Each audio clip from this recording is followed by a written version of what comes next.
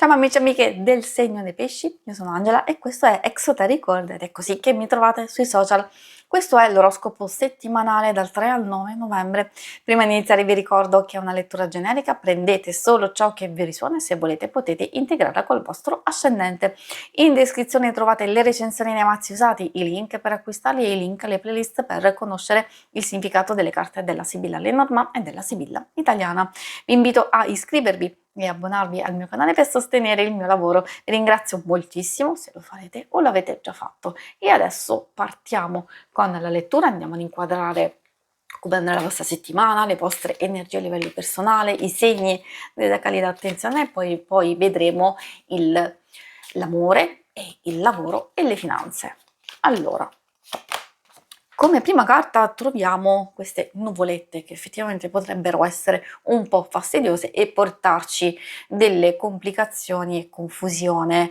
Essendo un qualcosa di passeggero, è vero, ci porta instabilità, magari sappiamo già che cosa aspettarci e sappiamo come poterla affrontare. È vero che in linea di massima potremo sentirci un po' stanchi, un po' offuscati nei nostri pensieri e nelle nostre energie e quindi essere un po' confusi. Io consiglio che con questa energia meglio non azzardare qualcosa, meglio non iniziare nulla di nuovo e soprattutto prendere decisioni importanti. Direi nella prima parte della settimana, magari è il momento giusto per fare un po' di chiarezza.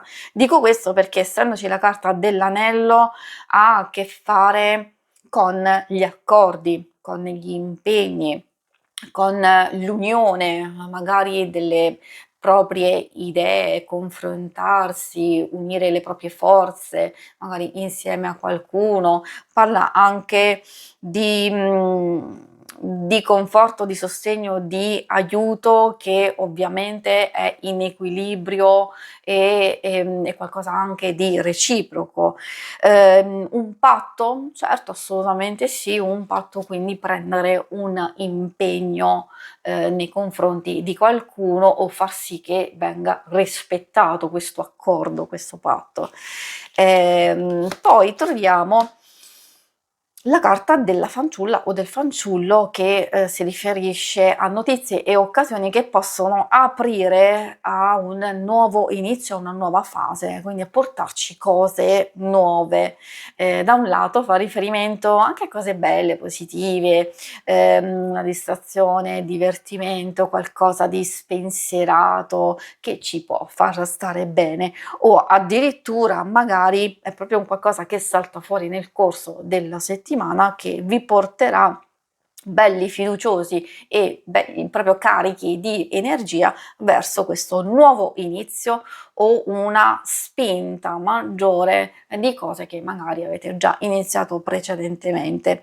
I segni zodiacali da attenzionare nel corso della settimana per voi sono i segni di terra, e quindi abbiamo Toro, Vergine e Capricorno, e troviamo anche un po' quelli di acqua, Cancro, Scorpione e Pesci. E adesso andiamo a vedere come queste energie si riflettono nei vari ambiti. Partiamo dall'amore. Allora andiamo a vedere amore, ovviamente coppia single, però ricordo che alcune cose possono fare riferimento anche nelle relazioni più importanti di famiglia e di amicizia, quindi consiglio sempre di ascoltarle e adattarle a quello che state vivendo. Abbiamo il Myosotis, è il non ti scordare di me, infatti appunto ci parla di ricordi, poi di emozioni, di qualcosa anche di imprevisto, qualcosa di molto forte però piacevole. E poi troviamo l'Iris che si riferisce alla fiducia, all'appagamento, alla serenità, quindi ci sono delle cose che possono essere molto positive, sia dei vostri ricordi, sia di progetti che state portando avanti da un po' di tempo o è giunta finalmente l'ora di andare a prendere nel cassetto un qualcosa che volevate fare, magari un viaggetto, una cenetta per dire, insomma qualcosa che può portare serenità, diciamo fiducia, appagamento, farvi stare proprio bene e tranquilli. Direi riguardo a questioni importanti, magari questo sì, come vi dicevo, lasciare andare queste nuvolette, questa fase di confusione e di incertezza che potrebbe non sfiorarvi minimamente, e quindi magari dipende da alcune cose. Per questo diciamo io consiglio di cogliere le vostre emozioni, quelle molto intense, e cercare di aprirsi e di condividere con l'altra persona, perché effettivamente questa carta ci porta tante cose belle: maggior sicurezza emotiva e sentimentale, appagamento, coccole, attenzioni.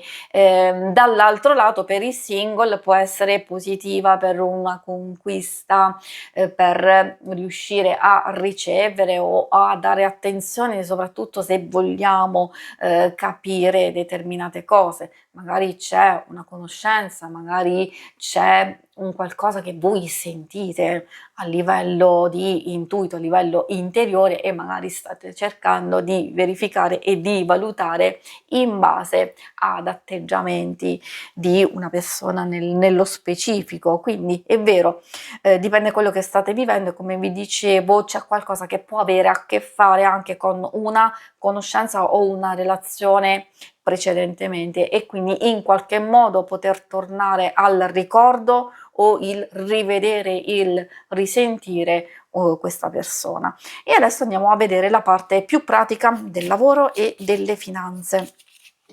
Allora vediamo cosa vogliono dirvi. Troviamo consolante, sorpresa, poi troviamo l'ammalato e poi troviamo sospiri. Allora, per le finanze queste carte possono parlare di una fase di recupero, di miglioramento, seppur lieve, pian pianino qualcosina c'è.